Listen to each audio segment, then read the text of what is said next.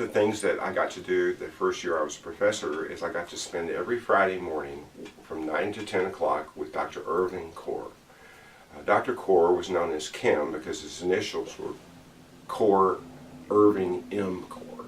But anyway, everyone called him Kim, and Dr. Kaur was a professor emeritus at the time, almost 80 years old, and he was the man who did the primary research on how spinal cord physiology and osteopathic manipulation works. As part of our talking about the neurophysiology section of what became the Texas Manual in Osteopathic Manipulation, which was later partly incorporated into Foundations, which was the first real textbook on osteopathic medicine, Dr. Kaur shared with me what it was like in the 1930s and 40s to approach the question of why muscle spasms happened and how they lasted from day to day and so on. He said that in those days, because they didn't understand yet even what organelles of the nervous system did and so on, that they were trying to understand one part of the question, which is how in the world does a muscle spasm go on the next day? Because normally when we sleep at night, our muscles go limp when we're in the deep stages of sleep. So what in our physiology would call back a spasm that was derived from an experience the day before? Well, as I said, at that point in time, they were just discovering organelles, which are specialized nerve receptors. And the one that first got Dr. Kaur's attention was the muscle spindle. Unlike other sensory receptors, the muscle spindles did not habituate, which was the key to understanding somatic dysfunction theory. Dr. Kaur surmised that since these organelles did not habituate, which is what happens when a stimulus becomes monotonous and then the nervous system quits paying attention to it.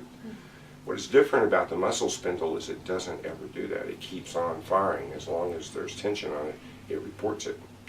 So he decided that that might be a clue as to what caused the muscle spasm in the first place and how it worked. And through his research, he identified the intrafusal, extrafusal fibers of the muscle spindles and how they interacted with the internuncial neurons in the spinal cord to perpetuate muscle tone and what we call somatic dysfunction. It was that understanding of how the muscle spindle would drive the segmental motor function that led to the understanding of how the internuncial neurons metabolism affected adjacent neurons, and that spilled over into the autonomics at that segment. When I heard Dr. Kaur lecture the first time about this, he likened it to the elevator shaft. He would talk about how different floors, you'd open the door and different things were going on. And that's how he explained somatic dysfunction, that sometimes when you got to a certain segment and opened the door, there was all kinds of bad stuff going on out there. And then the segment above it, everything might be normal. And that was how he illustrated the concepts around spinal cord dysfunction and its spillover into segmental autonomics.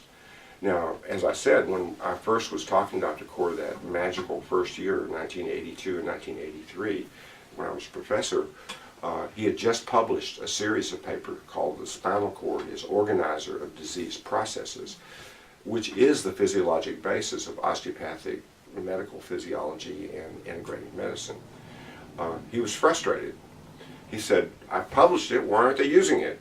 And I said, because it's a long way from the concept to the bedside, because most doctors don't know how to apply concepts in their practices. They're trained. They're taught what to do with information, but that doesn't mean that they can change it easily, because when they have to take new information into account, they can't deviate from good medical practice. So changing how they work with patients and teaching them to do it differently was something that was going to take more time than just making them aware that these physiological interactions were going on.